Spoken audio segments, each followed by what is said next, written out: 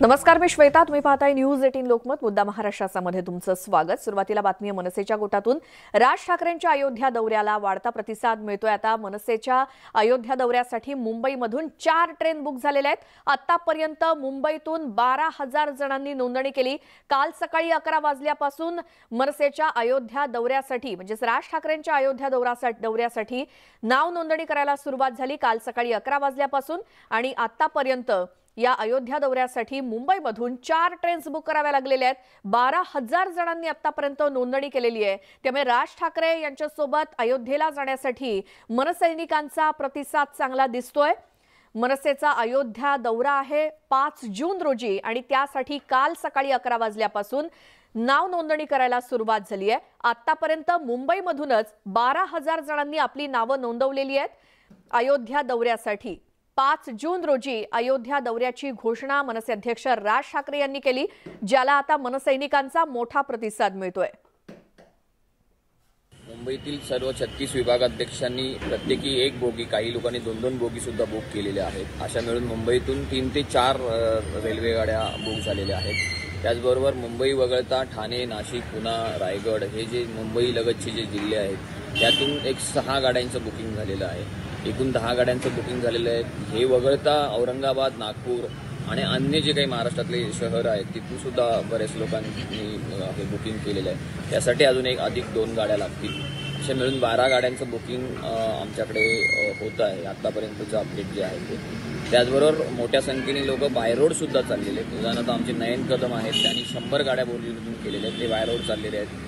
मोठ्या संख्येने विमानाने जाणाऱ्यांची संख्या मोठी आहे. अशी मिळून साधारण एक 12,000 ते 14,000 लोक ऑलरेडी महाराष्ट्रातून अयोध्येला जायला रवाना व्हायला तयार आहेत. त्याचबरोबर उत्तर भारतीय जे आमचे कार्यकर्ते आहेत जे मुंबई स्थित आहेत त्या अनेक लोकांचाही आम्हाला फोन येतात आणि आम्हालाही यायचं आहे अशा पद्धतीचा त्यांचा आग्रह आहे. तर त्यांची एक संख्या आहे. त्यातले बरेचसे कार्यकर्ते ऑलरेडी उत्तर प्रदेशात पोहोचलेले आहेत आणि ते तिकडची जी काही त्यांची लोक आहेत त्यांना देखील तिकडे सामील होण्यासाठी तिकडे घेऊन येणार आहेत. असं मिळून मोठी प्रचंड गर्दी तिकडे होईल साहेबांच्या अयोध्या दौऱ्यासाठी. आमचे प्रतिनिधी विशाल पाटील सध्या आपल्या सोबत आहेत. विशाल, सध्या मनसे अध्यक्ष राज ठाकरे पुण्यामध्ये आहेत, मात्र त्याच जो 5 जूनचा अयोध्या दौरा आहे त्यासाठी काल सकाळी 11 वाजल्यापासून ज्या नाव नोंदणीला सुरुवात झालेली आहे, कसा एकूणच प्रतिसाद आतापर्यंत आहे संपूर्ण महाराष्ट्रात? श्वेता, मनसे अध्यक्ष राज ठाकरे यांनी अयोध्या दौऱ्याची घोषणा केल्यानंतर मनसैनिकांमध्ये उत्साह जो आहे तो आपल्याला पाहायला मिळाला होता. खरं तर मनसेकडनं संपूर्ण महाराष्ट्रभरात 10 ते 11 ट्रेन बुक करण्यात येणार याची माहिती आली होती.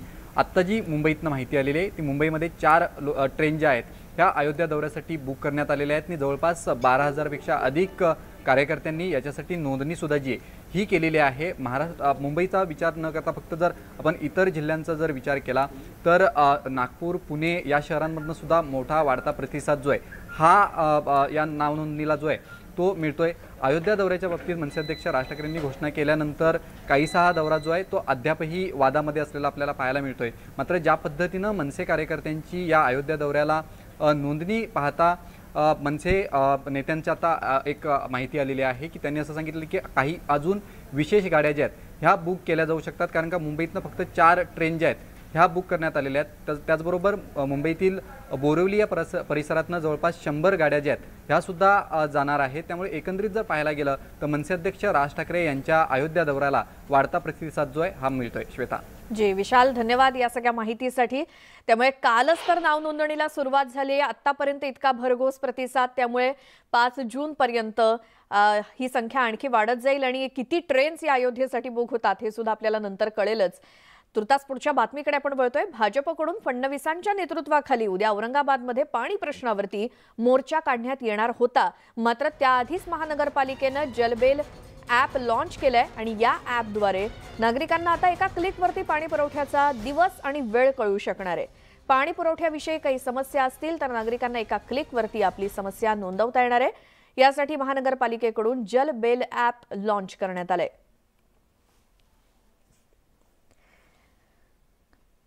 भाजपकडून देवेंद्र फडणवीसांच्या नेतृत्वाखाली औरंगाबादमधल्या या पाणी प्रश्नासाठी मोर्चा काढण्यात येणार होता, मात्र त्याआधीच जलबेल ॲप हे ॲप्लिकेशन महानगरपालिकेकडून लॉन्च करण्यात आलंय आणि त्यामुळे औरंगाबादमधल्या नागरिकांचा पाणी प्रश्न काही अंशी सुटण्यास मदत होईल. आमचे प्रतिनिधी सिद्धार्थ गोदाम आपल्या सोबत आहेत औरंगाबादमधून. सिद्धार्थ, उद्या भाजपकडून मोर्चा काढण्यात येणार होता, मात्र त्याआधीच हे ॲप लॉन्च करण्यात आले. कसा फायदा होणार आहे लोकांना या ॲपचा? भाजपचं आंदोलन उद्या नाही तर ते येणाऱ्या 23 तारखेला आहे. मात्र महानगरपालिकेने ज्या पद्धतीनं आता काम करायला सुरुवात केलेली आहे, कारण भाजपने सुरुवातीला पाण्यासाठी मोठं आंदोलन छेडलं, त्यानंतर मनसेने पाण्याच्यासाठी आंदोलन छेडलं आणि येत्या 23 तारखेला देवेंद्र फडणवीस यांचा भव्य प्रचंड मोर्चा महानगरपालिकेवर जाणार आहे. तर एकंदरीतच आता महानगरपालिकेने उपाययोजना सुरू केल्या ते दाखवण्यासाठी ॲप असेल किंवा अनेक तलावामधून जे आहे औरंगाबाद जवळ असलेल्या हर्सुल तलावातून पाईपलाईन टाकायचं काम सुरू केलेलं आहे. औरंगाबाद महानगरपालिका कामाला लागलेली आहे. आता सगळी कामं जी आहेत ती नेमके आता तीव्रता जाणवते ते लगेच त्याचे फायदे होणार नाही, तर येणाऱ्या 5-6 महिन्यामध्ये ती कामं कंप्लीट होतील. मात्र आता ॲप सुरू केलं तर त्याचा फायदा काय होणार? तर या ॲपचा फायदा सध्या काहीच होऊ शकत नाही, कारण औरंगाबादची पाणी पुरवठा योजना जुनी आहे, पाणी आणता येत नाही, पाण्याची साठवणूक करता येऊ शकत नाही. मात्र ज्या ज्या ठिकाणी पाणी येत नाही अशा ठिकाणी या ॲपद्वारे तुम्ही तुमच्या तक्रारी यामध्ये नोंदवता येतील तुम्हाला. मात्र महानगरपालिका काय लगेच पाणी देईल असं वाटत नाही. त्यामुळे ॲप काढलंय हे महानगरपालिका काहीतरी करते किंवा प्रशासन कामाला लागले हे दाखवण्यासाठीचा एक प्रयत्न आहे. कारण ज्या ज्या ठिकाणी पाणी येत नाही त्या ठिकाणी नागरिकांच्या जर तक्रारी आल्या आणि त्या ठिकाणी जर पाणी पुरवठा करण्याच्या ज्या काही सोयी असतील त्या उपलब्ध असतील तर त्या ठिकाणी त्यांना पाणी देऊ शकतो. मात्र ॲपद्वारे ज्या ठिकाणी महानगरपालिकेची पाईपलाईन नाही किंवा पाणी त्या ठिकाणी पुरवठा करू शकत नाही, लोकांच्या घरामध्ये पाणी जाऊ शकत नाही कारण तशी यंत्रणा नाही, अशा ठिकाणी ॲपचा काहीच उपयोग होणार नाही. एकंदरीत काय तर पाणी किती वाजता तुम्हाला मिळेल, पाणी किती वेळ चालेल किंवा तुमच्या काय तक्रारी आहे या एवढ्या गोष्टी ॲपमध्ये करता येतील. याचा अर्थ जे आहे की आधीच्या ज्या तक्रारी आहेत त्या जाऊन तुम्ही तोंडी मांडत होतात किंवा एखादं निवेदन देऊन मांडत होतात त्या आता ऑनलाईन मांडता येणार आहे. मात्र आता ऑनलाईन मांडल्यानंतर त्यांना पाणी मिळेल का हा मोठा प्रश्न आहे. त्यामुळे ॲप हे फक्त एक सोपस्कर आहे की महानगरपालिका काहीतरी तुमच्यासाठी करते ते दाखवण्याची जी आहे धडपड महानगरपालिकेची. मात्र या ॲपमुळे लोकांना पाणी मिळणार आहे का तर अजिबात शक्यता नाही. बरं, म्हणजे हे ॲप जे लोकांना एक आश्वासन देण्यासारखं किंवा त्यांच्या तोंडाला पानं पुसण्यासारखं, म्हणजे जी काही परिस्थिती उद्भवेल त्याला एक शांत करण्यासाठी म्हणून हे ॲप लॉन्च करून लोकांना तात्पुरता दिलासा देण्याचा प्रयत्न केलाय? निश्चितपणे असं प्रकार, कारण महानगरपालिकेच्या विरोधात जनतेचा मोठा आक्रोश आहे. जी सिद्धार्थ, गोष्ट लक्षात आली आहे. धन्यवाद तुम्ही दिलेल्या या सगळ्या माहितीसाठी. जरी ॲप लॉन्च केलेलं असलं जलबेल ॲप औरंगाबादकरांसाठी, मात्र त्या ॲपचा वापर करून प्रत्यक्षात त्यांना कधी पाणी मिळेल हे मात्र आता सांगता येत नाहीये.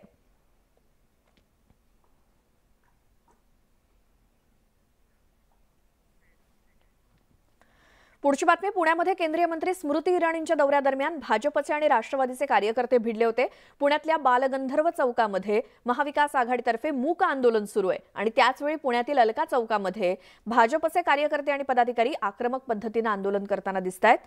रविवारी केंद्रीय मंत्री स्मृती इराणी यांच्या कार्यक्रमादरम्यान राष्ट्रवादीच्या महिला कार्यकर्त्यांना भाजपच्या पदाधिकाऱ्यांकडून मारहाण झालेली होती. त्यावेळी पोलिसांनी रोखलं नाही. या सर्व गोष्टीचा राष्ट्रवादीचा त्यांच्यावर दबाव आहे. या गोष्टीचा आम्ही निषेध करतो आणि थांबतो. मी पूर्णपणे राष्ट्रवादी काँग्रेस आणि आघाडी सरकारचा निषेध करतो. की तुमची मागणी काय त्याबद्दल काय सांगाल? पुणे शहरामध्ये पुण्याची संस्कृती बिघडवण्याचं काम राष्ट्रवादी काँग्रेसने केलंय. पुणे शहरामध्ये गुन्हेगारी या राष्ट्रवादी काँग्रेसच्या गुंडांनी चालू केले. पुणे शहरामध्ये मोगलाई माजवली आहे आणि ह्या मोगलाईच्या विरोधात भारतीय जनता पार्टीचं आज आंदोलन आहे. काल राज्याचे गृहमंत्री दिलीप वळसे पाटील यांनी स्टेटमेंट दिलं की ते राष्ट्रवादी काँग्रेसच्या गुंडांचा सपोर्ट करतात आहे. सुप्रियाताईंनी स्टेटमेंट दिलं हात तोडू. अरे राष्ट्रवादीच्या ज्या गुंडांनी पुणे शहरामध्ये गोंधळ घातलाय त्यांचं पहिल्यांदा काय करायचं तुम्ही ठरवा. पोलिसांना दबाव आणून तुम्ही पक्षपातीपणे काम करायला लावताय आणि ज्यांनी गुन्हे घडलेत असे राष्ट्रवादीचे नेते मोकाट फिरतात त्याच्या विरोधात भारतीय जनता पार्टीचे कार्यकर्त्यांवरती विनयभंगासारखे गंभीर स्वरूपाचे खोटे गुन्हे दाखल करत होते।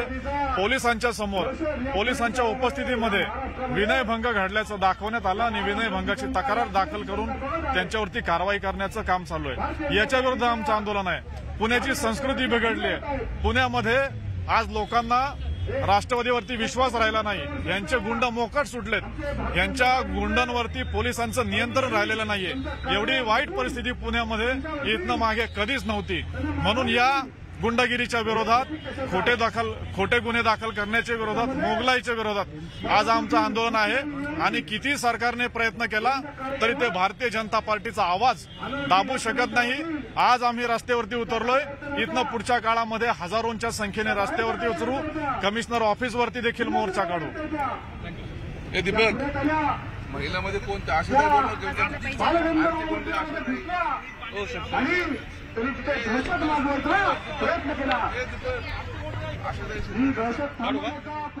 पुण्यातून आमचे प्रतिनिधी गोविंद वाकडे सध्या आपल्या सोबत आहेत। गोविंद, या दोन्ही ठिकाणी भाजपची आणि राष्ट्रवादीची जी आंदोलनं सुरू आहेत, या दोन्ही ठिकाणच्या आंदोलनाबद्दल काय माहिती? श्वेता, रविवारनंतर आज पुन्हा एकदा पुण्यातील जी परिस्थिती आहे ती तणावपूर्ण आहे। कारण की भाजप आणि राष्ट्रवादीचे कार्यकर्ते हे आंदोलनासाठी म्हणून रस्त्यावर उतरलेले दिसतात। महाविकास आघाडीचे जे पदाधिकारी कार्यकर्ते आहेत ते झाशीची राणी पुतळा जो आहे बालगंधर्व चौकात तिथे मूक आंदोलन करतायत। इथे शांतता आहे। मात्र भाजपचे जे आंदोलन आहे तिथे मात्र आक्रमकता दिसते आहे। खरं तर भाजपचं आंदोलन आजचं नियोजित नव्हतं। मात्र महाविकास आघाडी आंदोलन करते म्हटल्यानंतर भाजप तात्काळ आपल्या पदाधिकारी कार्यकर्त्यांना जमवलं आणि त्यानंतर आता हे आंदोलन सुरू झालेलं आहे। दोन्ही आंदोलन स्थळी अभूतपूर्व पोलीस बंदोबस्त तैनात करण्यात आलेला आहे। 2 चौक सोडून हे दोन्ही आंदोलन सुरू आहेत। त्यामुळे आमने सामने येण्याची शक्यता वर्तवली जात असल्यामुळे पोलीस बंदोबस्त लावण्यात आला। कारण की रविवारी झालेल्या घटनेत मोठा पोलीस बंदोबस्त असून देखील स्मृती इराणी यांच्या कार्यक्रमामध्ये गोंधळ झालाच होता आणि त्यामुळे आता कायदा व सुव्यवस्था बिघडू नये यासाठी म्हणून पोलीस बंदोबस्त तैनात करण्यात आलाय। मात्र जर बघितलं तर एकीकडे महाविकास आघाडीचे जे पदाधिकारी आहेत ते भाजपच्या विनायक आंबेकरांना जी मारहाण झाली होती राष्ट्रवादीकडनं त्याचं समर्थन करताना दिसत आहेत। मात्र दुसरीकडे त्यांच्या महिला कार्यकर्त्याला जे मारहाण झाली भाजपकडून त्याचा निषेध करण्यासाठी म्हणून इथे आता मूक आंदोलन करतायत। गोविंद, दोन्ही ठिकाणी कोण नेतृत्व करतंय दोन्ही ठिकाणच्या आंदोलनाचं? दोन्ही ठिकाणाचं नेतृत्व जे आहे ते शहराध्यक्ष करतायत। महाविकास आघाडीच्या आंदोलनाचं नेतृत्व जे आहे ते जगताप करतायत आणि तिकडे जर बघितलं भाजपच्या आंदोलनात जगदीश मोळके अध्यक्ष आहेत आणि ते आंदोलनामध्ये आहेत। त्यांचं असं म्हणणं आहे की महाविकास आघाडी सरकार दबाव टाकते आहे आणि गुंडगिरी केली जाते त्याचा निषेध म्हणून भाजप आता इथे आंदोलन करते। आक्रमकता दिसते आहे। मात्र एक गोष्ट लक्षात घेतली पाहिजे की रविवारी जो प्रकार झाला राष्ट्रवादीच्या महिला कार्यकर्त्याला ज्यांनी मारहाण केली त्यांच्यावर विनयभंग आणि मारहाणीचे गुन्हे दाखल झाले भाजपच्या 3 पदाधिकाऱ्यांवर। मात्र ते अद्यापही त्यांना पोलीस अटक करू शकलेली नाहीये। त्यामुळे रोष जो आहे तो वाढताना दिसतोय। तरीही महाविकास आघाडीचे जे नेते आहेत म्हणजे या आंदोलनामध्ये शिवसेनेचे स्थानिक पदाधिकारी आहेत, काँग्रेसचे स्थानिक पदाधिकारी आहेत, त्याचबरोबर राष्ट्रवादीचे सुद्धा प्रशांत जगताप असतील, अंकुश काकडे असतील, हे इथे आंदोलनात आहेत। 1 तासापासून हे आंदोलन सुरू आहे। भाजप तिकडे आंदोलन करते म्हटल्यानंतर आता महाविकास आघाडीने आपल्या आंदोलनाचा वेळ वाढवलाय आणि दोन्ही ठिकाणी प्रचंड पोलीस बंदोबस्त तैनात आहे। गोविंद, धन्यवाद या सगळ्या माहितीसाठी। पुण्यातली 2 ठिकाणची दृश्य आहेत। अलका टॉकीज चौकामध्ये भाजपचं आंदोलन सुरू आहे तर राणी लक्ष्मीबाई पुतळ्यासमोर राष्ट्रवादीच्या नेत्यांकडून मूक आंदोलन सुरू आहे।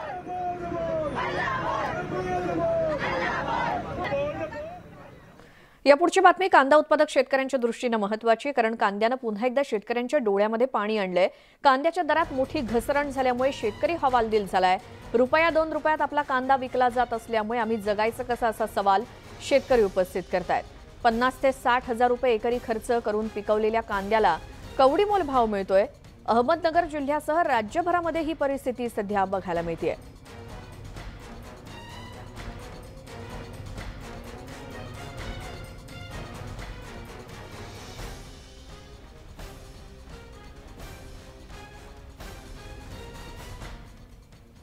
एकीकडे कांद्याच्या भावात मोठी घसरण होत असताना दुसरीकडे चाळीत साठवून ठेवलेल्या कांद्याला वाढत्या तापमानाचा फटका बसून कांदा खराब होतोय। त्यामुळे कांदा उत्पादक शेतकरी दुहेरी संकटात सापडलाय। शेतकऱ्यांना कोणकोणत्या अडचणींना तोंड द्यावं लागतंय हे जाणून घेण्यासाठी थेट जाऊयात मनमाडला, जिथे बाजार समितीत आमचे प्रतिनिधी बब्बू शेख आपल्या सोबत आहेत आणि त्यांच्यासोबत काही शेतकरी आणि किसान सभेचे पदाधिकारी सुद्धा आहेत। बब्बू, आपण या प्रश्नावरती काल सुद्धा बोललो होतो, शेतकऱ्यांच्या प्रतिक्रिया जाणून घेतल्या होत्या। आता बाजार समितीचे जे कोणी लोक आणि शेतकरी आहेत त्यांचं काय म्हणणं आहे? श्वेता, आता मी उभा आहे मनमाड कृषी उत्पन्न बाजार समितीत आणि इथे शेतकरी आपला शेतमाल घेऊन आलेले, कांदा घेऊन आलेले। मात्र आजही कांद्याला कवडीमोल भाव मिळालेला आहे। शेतकरी हवालदिल झालेले आहे। माझ्यासोबत काही शेतकरी आहे, किसान सभेचे नेते पण आहेत, त्यांच्याकडून जाणून घेऊया की त्यांना आता काय काय अडचणी आहे आणि या भावात परवडतोय का। आमचा युवा शेतकरी आज पूर्णपणे भरकटलेला आहे। आम्ही पूर्णपणे कष्ट करून त्या कष्टाला कोणतंही फळ मिळत नाही। कवडीमोल भाव या ठिकाणी कांद्याला चालू आहे आणि राज्य शासन असो, केंद्र शासन असो, त्यांच्या प्रचार सभेत ते गुंग आहे। शेतकऱ्यावर कोणी बोलायला तयार नाही आणि शेतकऱ्यांनी करायचं काय, आत्महत्येची वेळ या ठिकाणी शेतकऱ्याला आलेली। एवढा कर्ज करून आम्ही या ठिकाणी कष्ट केलेले आणि पिकवलेला माल कवडीमोल भावात जात आहे। केंद्र सरकार पण लक्ष देत नाही आणि महाराष्ट्र सरकार पण या ठिकाणी लक्ष देत नाही। आमच्या शेतकऱ्यांनी करायचं काय हा प्रश्न मला पडलेला आहे। कोणी भोंग्यावर बोलतोय, कोणी हनुमान चालीसावर बोलतोय, पण कोणी शेतकऱ्यावर का बोलत नाही हा प्रश्न माझ्यासारख्या युवा शेतकऱ्याला पडलेला आहे। म्हणून मी केंद्र सरकार आणि सरकारला विनंती करतो, याच्यात लवकर तोडगा काढा, नाही तर शेतकऱ्याला आत्महत्येशिवाय पर्याय नाही। आता काय म्हणाल, आता हे जे तापमानात वाढ झालेली आहे, चाळीत कांदा साठवून ठेवलेला आहे, त्याच्यावर काही परिणाम? विकायला गेलं तर भाव नाही आणि चाळीत साठवायला गेलं तर कांदा टिकत नाही। तर मग नेमकं करायचं काय, कांदा विकायचा का चाळीत ठेवायचा हेच समजत नाही। आणि शेतकऱ्यांवर ही जे माझ्यासोबत काही किसान सभेचे नेते आहेत, त्यांच्याकडून जाणून घेऊया की ते शेतकऱ्यांसाठी काय करतात। शेतकऱ्यांवर संकटावर संकट येत आहे, पण किसान सभा असो, शेतकरी संघटना असो, काही कळत नाही असं शेतकऱ्यांचा आरोप आहे। किसान सभेच्या वतीने आम्ही 2-3 दिवसापूर्वी जाहीर केलं की यापुढे शेतकऱ्यांचा जो कांद्याचा भाव आहे तो वाढला नाही तर आम्ही तीव्र स्वरूपाचं आंदोलन करणार आहोत। आणि फक्त भाव वाढून उपयोग नाही, यापूर्वी जे शेतकऱ्यांनी कांदे विकलेले आहेत त्या कांद्याला सरकारने, म्हणजे राज्य आणि केंद्र दोन्ही सरकारने त्याला अनुदान दिलं पाहिजे 800 ते 900 रुपये, अन्यथा किसान सभा आंदोलन करेल। परंतु याच्यानंतरही एका बाजूला राज्य सरकार ऊसाला अनुदान देते आणि इकडे नाशिक जिल्हा असेल किंवा इतरही शेतकरी ज्या कांदे उत्पादक आहे यांच्याबाबत राज्य सरकारचं धोरण सुद्धा अन्यायकारक आहे। याचा सुद्धा आम्ही निषेध करतो की तुम्ही जे पश्चिम पट्ट्यामध्ये असेल किंवा जे पुन्हा बारामती या भागातले जे ऊस उत्पादक शेतकरी त्यांना अनुदान देता आणि इकडे नाशिक जिल्हा असेल किंवा इतर ठिकाणी अनुदान देत नाही। तर आमचं एकच म्हणणं आहे, किसान सभेच्या वतीने आम्ही आज असं सांगतो की दोन्ही सरकार, राज्य आणि केंद्र सरकार यांच्या गुरमीत आहेत, परंतु यांना वठणी वाढण्यासाठी किसान सभा आक्रमकपणे आंदोलन करेल। तुम्ही कुठून आले, किती कांदा लावला होता आणि काय? आम्ही खातगाववरून आलेलो आहे। आम्ही 5 एकर कांदे लावलेले, पण आमच्या कांद्याला ना भाव भेटल्यामुळं आम्ही खूप सर्व म्हणजे खाद असो, फवारणी असो, औषध असो, सर्व महाग झाले। मात्र कांद्याचा भाव दिवसेंदिवस कमी होत चाललेला आहे। कांद्याला अनुदान द्यावं, जसं ऊस उत्पादक शेतकऱ्यांना अनुदान दिलेलं आहे तसं कांदा उत्पादक शेतकऱ्यांनाही दोन्ही सरकारने अनुदान द्यावं अशीच मागणी या शेतकऱ्यांची आहे। श्वेता जी, बबू धन्यवाद या सगळ्या माहितीसाठी, शेतकऱ्यांची साधलेल्या संवादासाठी। आता शेतकऱ्यांची आणि कांदा उत्पादकांची हीच मागणी आहे की सरकारनं आम्हाला काही ना काही मदत करावी। दौंड तालुक्यातील बोरीबेल गावच्या कांदा उत्पादक शेतकऱ्यांना सुद्धा बाजार भाव मिळत नसल्यामुळे शेतकरी तिथे आर्थिक अडचणीत आलेले आहेत। कांद्याला एकरी अपेक्षित उत्पन्नापेक्षा देखील कमी भाव मिळत असल्यामुळे शेतकऱ्यांचं मोठं आर्थिक नुकसान झालंय। कांदा लागवडीसाठी केलेला खर्च देखील निघालेला नाही, त्यामुळे कांदा शेतकऱ्यांच्या शेतामध्ये तसाच पडू नये या संदर्भात बोलण्यासाठी आपल्या सोबत आहेत आमचे प्रतिनिधी सुमित सोनावणे। दौंड मधल्या शेतकऱ्यांची सुमित काय अवस्था आहे आणि त्यांची काय मागणी आता? राज्यामध्ये राजकीय वातावरण तापलेलं आहे। एका बाजूला भाजप विरुद्ध राष्ट्रवादी असा संघर्ष सुरू आहे, मात्र या सगळ्यामध्ये, या संघर्षामध्ये शेतकरी भरडला जातोय त्याकडे मात्र दुर्लक्ष केलं जातंय सोयीस्करपणे। तुम्ही पाहू शकता की हे शेतकऱ्याच्या शेतामधील तसाच पडून असलेला हा कांदा आहे, याला भाव नसल्यामुळे या शेतामध्ये तसंच ठेवण्याची वेळ त्यांच्यावर आलेली आहे। या सगळ्यामध्ये आपल्यासोबत शेतकरी आहेत, काय सांगाल, तुमचा किती कांदा पडून आहे या सगळ्या शेतीमध्ये? 500 बिशी पडले, 500। काय करायचं या कांद्याचं? बाजारभाव नाही, काय नाही करायचं काय? शेतकऱ्यांवर इतकी वाईट अवस्था आलेली आहे, काय सांगाल? तुमचा किती कांदा होता आणि काय सध्या परिस्थिती आहे आता? कांद्याचं परिस्थिती अशी झालेली की 60-70 हजार रुपये एकरी खर्च होतोय आणि आता सध्या हवामानाच्या अंदाजाने हे पावसा ढगाळचं वातावरण आलंय त्यामुळे ती परवडत नाही शेतकऱ्याला. आणि दुसरी गोष्ट, इतका चांगला कांदा असून त्याला कवडी मोल किंमत आहे. सोन्याचा बाजाराने जाणार आज, त्याचं काय मात्र झालंय पार. शेतकरी भावनिक होतोय, काय सांगाल?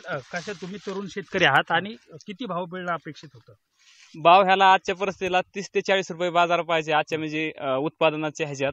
कारण आज उत्पादन पूर्णपणे गाठलेले हवामान, अवकाळी पाऊस येतोय, परत रोज वातावरण बदलतंय, ह्याच्यामुळे पूर्णपणे शेतकऱ्याचं नुकसान होतंय आणि सरकारने ह्याच्या बाजूने निर्णय घेणं गरजेचं आहे. तुम्ही पट्टी घेऊन गेला होता, किती भावाला होता तुम्हाला? मी परवा सोलापूरला कांदा घेऊन गेलो साहेब.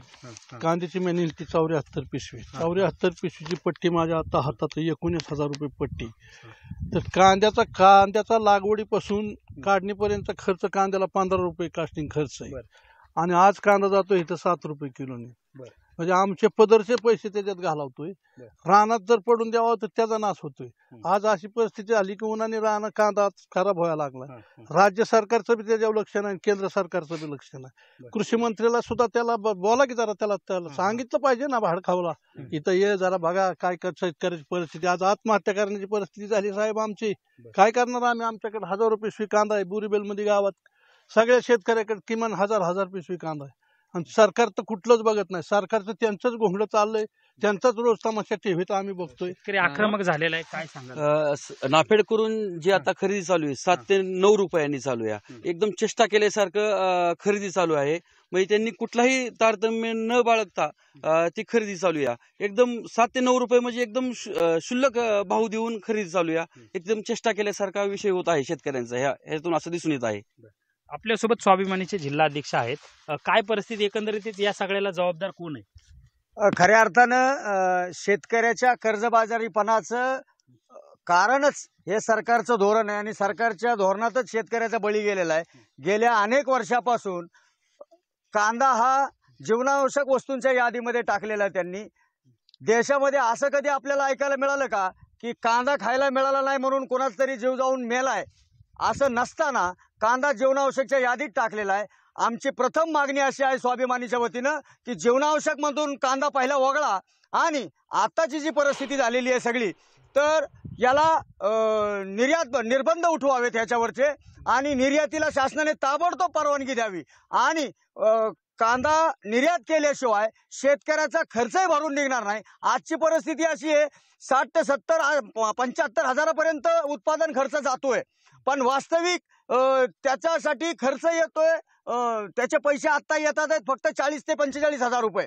त्याच्यामुळं शेती हा आदबट्ट्याचा धंदा झालेला आहे. त्याच्यामुळं आता शेती करावी का शेती विकावी का आत्महत्या करावी अशा उंबरठ्यावर आम्ही येऊन टेकलेलो आहे आणि सरकारने या बाबतीमध्ये जरूर वेळीच सावध होऊन शेतकऱ्याच्या बाजूने न्याय द्यावा अशा प्रकारची विनंती करतो. अन्यथा शेतकऱ्यांच्या आक्रोशाला तुम्हाला सामोरं जावं लागेल हे स्वाभिमानी आणि राजू शेट्टींच्या वतीने मी या ठिकाणी ठणकावून सांगतो. तुम्ही फक्त तुमचा कांदा आहे आता या कांद्याचं करायचं हा प्रश्न शेतकऱ्याबरोबर पडलेला आहे.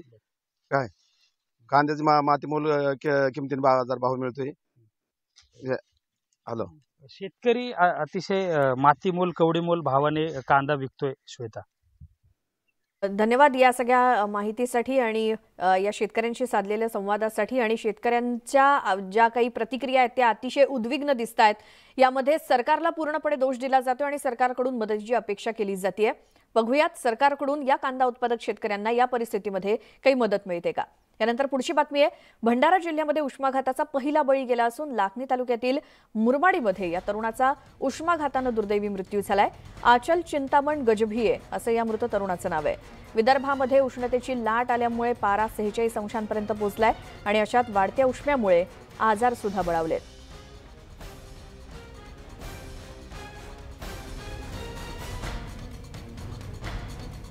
भंडाऱ्यामध्ये उष्माघाताचा पहिला बळी गेला. एका तरुणाचा मृत्यू झालाय लाखनी तालुक्यामध्ये आणि भंडाऱ्यामध्ये आणि विदर्भामध्ये तापमानाचा पारा हा 45 अंशांच्या वरती आहे सध्या. योग्य ती काळजी घेण्याचं आवाहन वारंवार केलं जात आहे. मात्र उष्माघातामुळे एका तरुणाचा जीव गेलेला आहे भंडाऱ्यातील लाखनी इथे. येत्या 3 ते 4 दिवस राज्यातील विविध भागांमध्ये मेघगर्जनेसह पावसाची शक्यता हवामान विभागानं व्यक्त केली. यंदा तीव्र उन्हाळा अनुभवल्यानंतर हव्याशा वाटणाऱ्या गारव्याची चाहूल लवकरच लागण्याची शक्यता आहे. सोमवारी अंदमानात मोसमी पावसाचं म्हणजेच नैऋत्य मोसमी वाऱ्यांचं आगमन झालं आणि 6 दिवस आधीच मोसमी पाऊस अंदमानामध्ये पोहोचलाय. परिणामी महाराष्ट्रात देखील नैऋत्य मोसमी वारे लवकरच धडकण्याची शक्यता आहे. दरम्यान येत्या 3 ते 4 दिवस राज्यातील विविध भागांमध्ये मेघगर्जनेसह पावसाची शक्यता हवामान विभागानं वर्तवली आहे.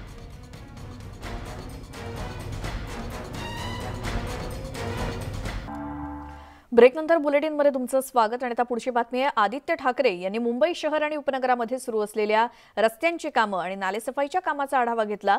रात्री अचानक त्यांनी काही अधिकाऱ्यांसह या कामांची पाहणी केली. रस्ते दुरुस्तीची कामं वेगानं सुरू असल्याबाबत त्यांनी समाधान व्यक्त केलं. प्री मान्सूनची जी आमची कामं असतात ती नेहमी होत असतात. आत्ताच्या सद्यस्थितीत आपण बघत असाल साधारण 250 कामं मुंबईत वेगळ्या ठिकाणी सुरू आहेत. मग ते कॉन्क्रिटीकरणचे असतील, ॲस्फॉल्टिंगचे असतील. ओव्हरऑल 500 कामांचा प्रस्ताव एका वर्षासाठी असतो. 250 कामं प्री मान्सून आणि परत नंतरची कामं पावसाळा झाल्यानंतर ऑक्टोबर ते पुढच्या मेपर्यंत होणार. एक महत्त्वाची गोष्ट आहे की जिथे जिथे कामं चाललेत आम्ही पाहतोय सतत त्याचा आढावा पण घेत असतो. मी असेल, MC साहेब असतील, आमचे MC वेलुरसी साहेब असतील, सगळंच की हे कामं वेळेवर पूर्ण व्हावेत, वॉल टू वॉल कामं व्हावीत. कारण आत्ताची आपली जी डिझाईन फिलॉसॉफी आहे त्याच्यात फुटपाथ, मीडियन मधले रस्ते, डिझाईन थिंकिंग ह्याच्यात आणत आहोत. थोडं ट्रॅफिकची परवानगी घेऊन याचं पण काम करतो. उन्हाळ्याच्या दिवसांमध्ये शाळेच्या सुट्ट्या लागल्यानंतर अनेकदा मुलं सोसायटीच्या आवारामध्ये सायकल चालवणं किंवा इतर खेळ खेळताना दिसतात. पण या मुलांच्या आनंदाच्या रंगाचा बेरंग कसा होतो ते मुंबईतल्या गोरेगावमध्ये पाहायला मिळालं. इथे सोसायटीच्या आवारामध्ये भरधाव वेगानं सायकल चालवणाऱ्या मुलाचा धक्का एका टीव्ही अभिनेत्री सिमरन सचदेवाच्या वृद्ध आईला लागला. त्यामुळे 1.5 महिन्यांपासून तिची आई अंथरुणाला खिळून आहे. या घटनेबाबत लहान मुलाच्या आईनं विचारपूस सुद्धा केली नाही, फक्त व्हॉट्सअपवरती सॉरी असा मेसेज पाठवला. यानंतर संतप्त झालेल्या सिमरन यांनी थेट पोलिसात 9 वर्षांच्या मुलावरती गुन्हा दाखल केल्याची धक्कादायक घटना समोर आली आहे.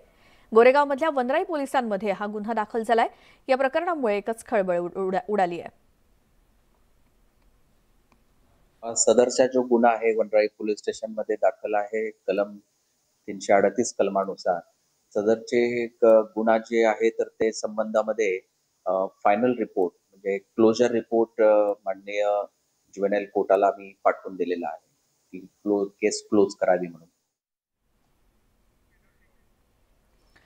पुढची बातमी. एव्हरेस्ट शिखर सर करून महाराष्ट्राच्या शिरपेचात मानाचा तुरा खोवलेला कोल्हापूरच्या कस्तुरी सावेकरचा परतण्याचा प्रवास मात्र खडतर सुरू आहे.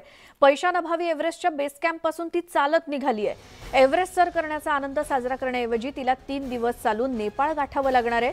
हेलिकॉप्टरसाठी भरायला 50,000 रुपये नसल्यामुळे तिनं पायी चालण्याचा निर्णय घेतला आणि कस्तुरीच्या या मोहिमेला आतापर्यंत 49 लाख रुपये खर्च आलाय.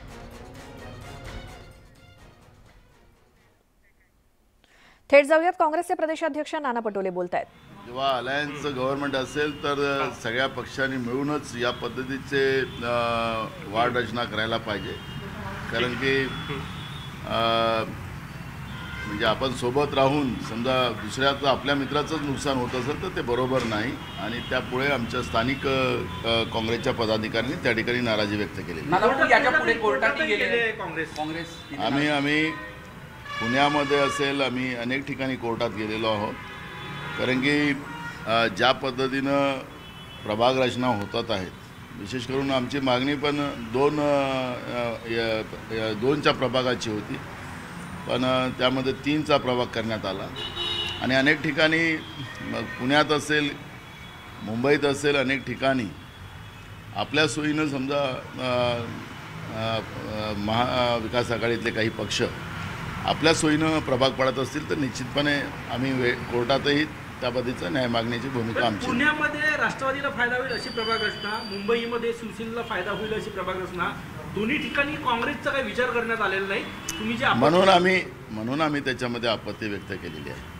नाना जिथे नाला सफाईवरनं काँग्रेसने तिथे कोर्टात गेलेली आहे, सर्वोच्च न्यायालयात याचिका टाकल्या, शिवसेनेने मोठा भ्रष्टाचार केला ते त्याच्यात आरोप आहे. मुंबईतली नाला सफाई, मुंबई या भ्रष्टाचार हा नंतरचा भाग आहे, पण पहिला मुद्दा त्या ठिकाणी असा आहे की दरवर्षी पावसामध्ये मुंबई पाण्याखाली येतं आणि म्हणून काँग्रेसही अनेक वर्ष मुंबईचा महापौर काँग्रेसचा राहिलेला आहे आणि त्या काळामध्ये कधी मुंबई डुबलेली नाही, पण अलीकडच्या काळामध्ये सातत्यानं मुंबई पाण्याखाली येतं आणि मुंबईच्या जनतेसाठी काँग्रेस कोर्टात गेलेली आहे. हो, ज्ञानव्यापी मस्जिदवरनं राजकारण सुरू आहे. ज्ञानव्यापी मस्जिदवरनं राजकारण सुरू आहे. काँग्रेसची काय भूमिका? आम्हाला त्या विषयात पडायचं नाही. आम्ही अनेकदा सांगितलं कारण की जनतेचे प्रश्न आमच्यासाठी महत्त्वाचे आहेत. मंदिर मस्जिद हे प्रश्न काही लोक सत्तेसाठी धर्माचा वापर करणारी व्यवस्था आज देशामध्ये निर्माण झालेली आहे आणि काँग्रेसची विचारसरणी ही सरळ आहे की देश आणि देशातली जनता आणि देश महासत्ताक कसा बनेल याच्यावर काम करण्याची भूमिका सातत्यानं काँग्रेसची राहिली आणि म्हणून धर्मावर राजकारण करण्याची भूमिका कधी काँग्रेसची राहिली. औरंगाबादच्या खबरीला सुरक्षा देण्याची वेळ आलेली आहे. मी सांगितलं ना तुम्हाला की या सगळ्या विषयावर शासनाने काय करावं काय नाही करावं तो शासनाची जबाबदारी आहे. त्याच्यामध्ये काँग्रेसची भूमिका स्पष्ट आहे की राजकारणामध्ये धर्म आणायची भूमिका काँग्रेसची आहे आणि त्यासाठी प्रशासन आणि शासनाने काय उपाययोजना कराव्यात खबरीला सुरक्षा दिली काय मी मुद्दा तुम्हाला सांगितलं की शासनाने काय निर्णय घेतला असेल त्या शासनाचा निर्णय कुठल्या आधारावर घेतला असेल तो शासनाने घेतला असेल. हो, राज्यसभा निवडणुकीमध्ये राष्ट्रवादीनं म्हटलेलं आहे की आम्ही संभाजीराजेंना समर्थन देऊ, परंतु शिवसेना दुसरा उमेदवार देणार आहे. काँग्रेसची नेमकी अतिरिक्त मतं कुणाला नेमकी? अजून यावर महाविकास आघाडीची कुठली मीटिंग झालेली नाही आणि संभाजीराजे असतील ते आमच्यासाठी आदरणीय आहे आणि ज्यावेळेस महाविकास आघाडीमध्ये या सगळ्या विषयावरची चर्चा होईल त्यावेळेस सब बोलू. आज कोण पक्ष एका बाजूने बोलत असेल तर तो त्यांचा विषय आहे, पण अजूनही महाविकास आघाडीची संयुक्त मीटिंग झालेली नाही आणि त्याच्यामुळे आज त्याच्यावरती चर्चा करता येत. तुम्ही काँग्रेस कोणाला समर्थन करणार आहे का? मी काय बोललो तुम्हाला की जिथपर्यंत महाविकास आघाडीची चर्चा होणार नाही या निवडणुकीमध्ये तिथपर्यंत आपल्याकडून काही बोलावं आणि निवडणुकीमध्ये त्याचा घोळ निर्माण व्हावा अशी भूमिका काँग्रेसची नाही. मस्जिद में शिवलिंग मिला है, क्या कहोगे? और काफ़ी चर्चा हो रही है इसके ऊपर. देखो, हमने कहा है कि इस विषय पे कांग्रेस धर्म के आधार पर जो राजनीति देश में बड़े पैमाने में चल रही है ये देश को तबाह करने की व्यवस्था क्योंकि आखिरी हमारा संविधान जो बोलता है धर्म है, धर्म का आदर सबने अपने अपने धर्म का रखना चाहिए. इस तरह की अफवाह क्योंकि ये सब अफवाहें फैलाकर इस तरह की मानसिकता बिगाड़ कर समझो महंगाई दूर होती होंगी तो हम उसका समर्थन कर सकते हैं. बेरोजगारी को रोजगार मिल सकता हो तो उसका समर्थन कर सकते हैं. आज महंगाई तर काँग्रेसचे प्रदेशाध्यक्ष नाना पटोले सध्या माध्यमांशी बोलतायत. मात्र यावेळी त्यांनी एक असं विधान केलं की काँग्रेसच्या कार्यकाळामध्ये मुंबई कधी पाण्यामध्ये बुडली नाही. याच संदर्भात आपण प्रतिक्रिया घेण्यासाठी आपल्या सोबत आहेत शिवसेनेच्या नेत्या किशोरी पेडणेकर. स्वागत आहे ताई तुमचं न्यूज 18 लोकमत मध्ये. नाना पटोलेंच्या या वक्तव्यावरती तुमची काय प्रतिक्रिया? मला नाना पटोलेंचं बालपण मुंबईत गेलं, तरुणपण मुंबईत गेलं की नाही मला माहिती नाही, परंतु असं वक्तव्य करून मुंबईकरांची दिशाभूल करण्याचा प्रश्न आहे. आपल्याकडे 2006च्या नंतर आलेला ब्रीमस्टॉर्म आणि त्याच्यानंतर झालेल्या मुंबईची तुंबण्याची पातळी हळूहळू झालेली कमी. आम्ही कधीच असा दावा करणारच नाही की मुंबईत तुंबणारच नाही. मुळात मुंबईचा जो संपूर्ण बांधणी आहे किंवा मुंबई बनली आहे ती समुद्र सपाटीपासून जास्त असल्यामुळे पाणी भरणारच. पण एक आहे जे 5-5 दिवस पाणी तुंबून राहायचं ते 2 तासात हायटाईट संपली की पुन्हा समुद्राला मिळून जाईल एवढा कामकाज महानगरपालिकेने केलेलं आहे. त्या कामकाजामध्ये 25 वर्षामधला झालेला बदल ही लोक बघतायत. त्यावेळी मुंबईत पाणी कधी तुंबलंच नाही हे असं म्हणणं मला वाटतं आत्ताच्या घडीला तर चुकीचं आहे. बरं, किशोरताई, थोडंसं थांबवते. तुम्ही आमच्यासोबत फोन लाईनवरती राहाच. मात्र भाजपचे आमदार अतुल भातखळकर हे सुद्धा आपल्यासोबत सध्या फोन लाईनवरती आहेत. भातखळकरजी, स्वागत तुमचं न्यूज 18 लोकमतमध्ये. काँग्रेसचे प्रदेशाध्यक्ष नाना पटोले म्हणतात की आमच्या कार्यकाळामध्ये मुंबई कधी तुंबली नाही. नाना पटोलेंना याची आठवण ही आत्ता झालेली आहे. ही वस्तुस्थिती नाहीये. मुंबई महापालिकेमध्ये पाणी तुंबतच आहे. फक्त शिवसेनेच्या कारभाराच्या वेळेला अधिकाधिक तुंबलं. आणि मूळ मुद्दा हा आहे की 26 जुलैच्या मोठ्या पावसानंतर चितळे कमिटीच्या ज्या शिफारसी अंमलात आणायच्या होत्या त्या अद्याप अंमलात आणलेल्या नाहीये. नाना पटोले हे विधान करतायत ते एवढ्याच करता की एसटीपीचं 26,000 कोटीचं टेंडर त्याच्यामध्ये अखेर सर्वोच्च न्यायालयाला हस्तक्षेप करावा लागला. आणि आज तर वृत्तपत्रात बातमी आहे की त्याच्या विरोधामध्ये सर्वोच्च न्यायालयात काँग्रेसचे विरोधी पक्षनेते रवी राजा जाणार आहेत. ही भांडणं जी सगळी आहेत ना यांची टक्केवरनं भांडणं आहेत. 26,000 कोटीचं टेंडर काढलं तरी आम्हाला टक्केवारी कशी मिळत नाही, फक्त यशवंत जाधवला कशी मिळते, त्याच्यावरनं काँग्रेस, राष्ट्रवादी काँग्रेस आणि शिवसेना यांचं भांडण आहे. तिघांनी मिळून मुंबईची पुरती वाट लावलेली आहे. गेल्या 2.5 वर्षात मुंबईतल्या विकास कामांचा मुख्यमंत्र्यांनी आपल्या युवराजांच्या हट्टपायी खेळखंडोबा केला. मेट्रो हिरावून घेतली मुंबईकरांपासून. आणि त्याच्यामुळे हे सगळे आपण तिघं भाऊ टक्केवारी वाटून खाऊ अशी या तिघांची भूमिका आहे. याच्यामध्ये भांडणं झाली की मग एकमेकांविरुद्ध आवाज उठवतात.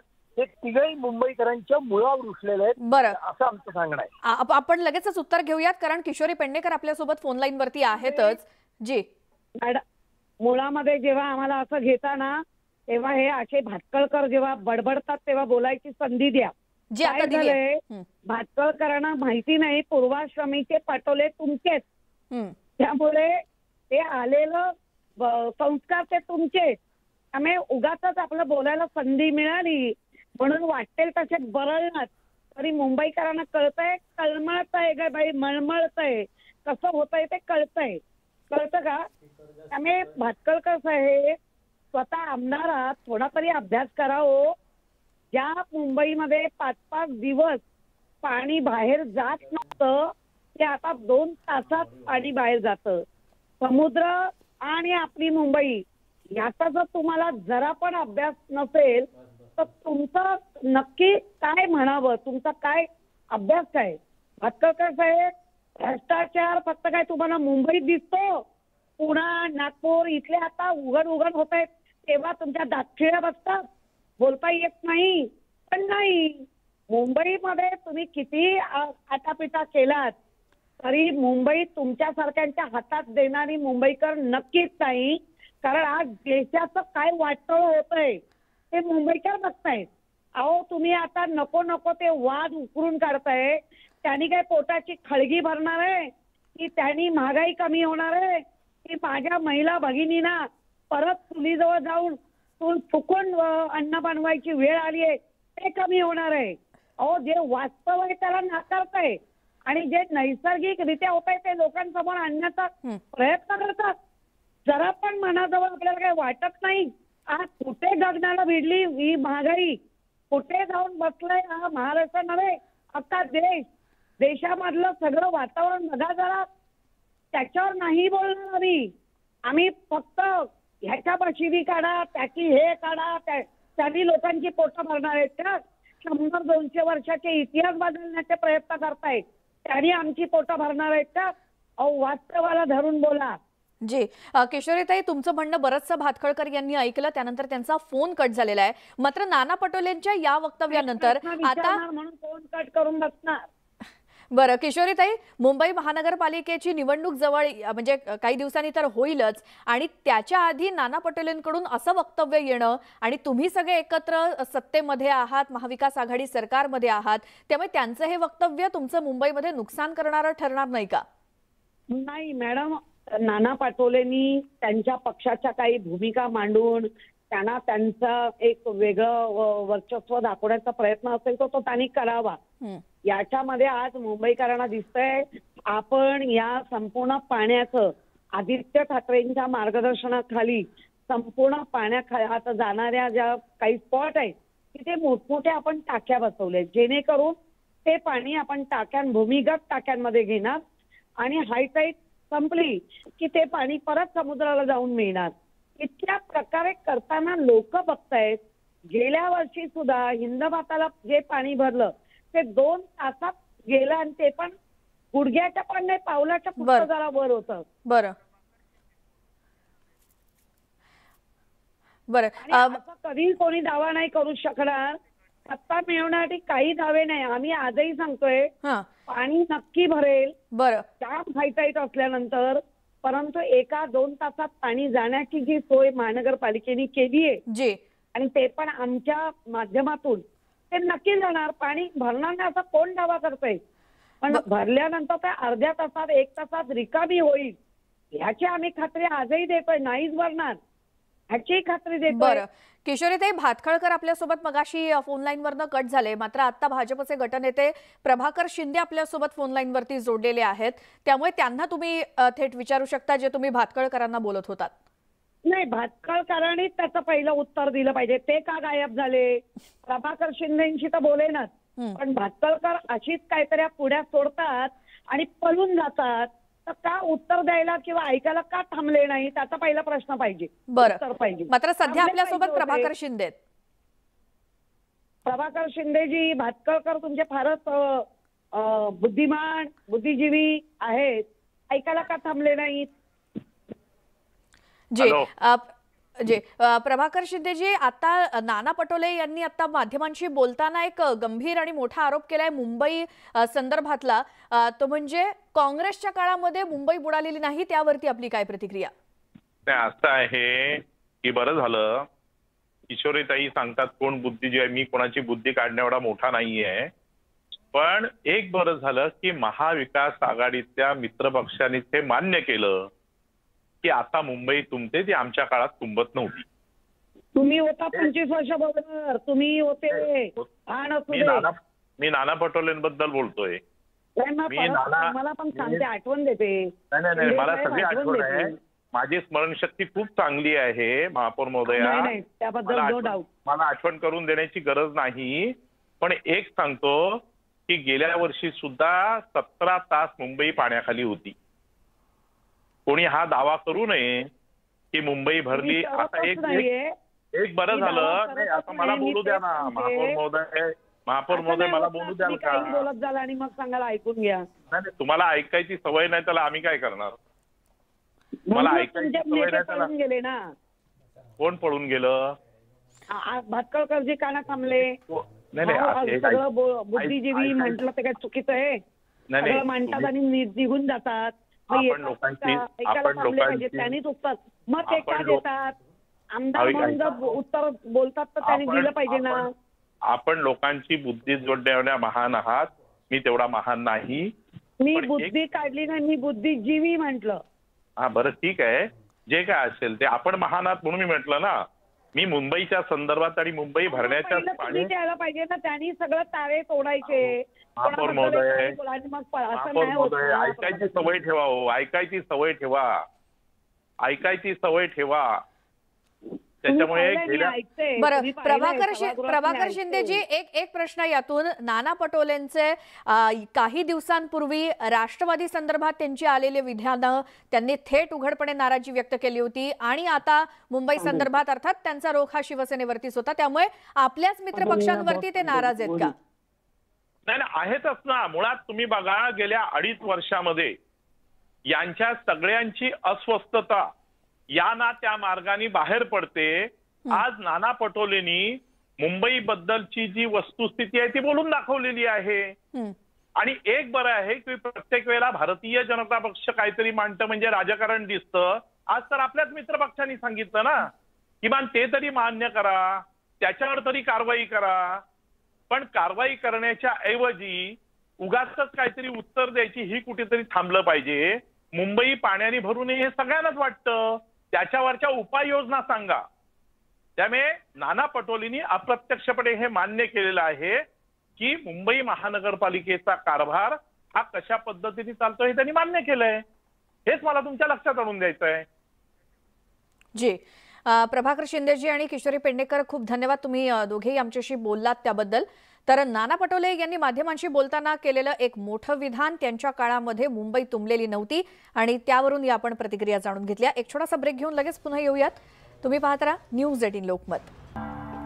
ब्रेकनंतर तुमचं स्वागत आणि पुढची बातमी आहे. राष्ट्रवादीचे अध्यक्ष शरद पवार यांच्या विरोधात आक्षेपार्ह पोस्ट केल्याप्रकरणी केतकी चितळे सध्या ठाणे कोर्टामध्ये तिला हजर करण्यात आलंय. आज तिची पोलीस कोठडी संपते आणि मागील सुनावणीवेळी केतकीनं वकील घेतलेला नव्हता. तिनं स्वतःच कोर्टामध्ये युक्तिवाद केला होता. राष्ट्रवादीच्या कार्यकर्त्यांच्या तक्रारीवरून राज्यामध्ये अनेक ठिकाणी केतकीवरती गुन्हे दाखल करण्यात येऊन तिला अटक करण्यात आली.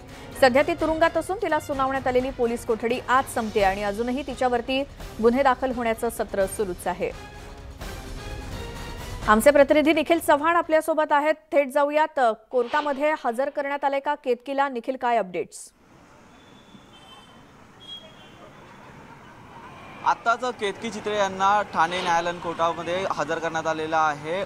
ठाणे नगर पोलीस स्टेशनमध्ये त्यांचे त्या तुरुंगात होत्या आणि त्या तुरुंगातून आता न्यायालयात घेऊन येण्यात आलेलं आहे. पाहायचं झालं तर केतकी चितळे हिला ठाणे पोलिसांनी 14 तारखेला ताब्यात घेतलेलं होतं. त्यानंतर 15 तारखेला न्यायालयात आणलेलं होतं. त्यानंतर 3 दिवसाची पोलीस कस्टडी ही देण्यात आलेली होती.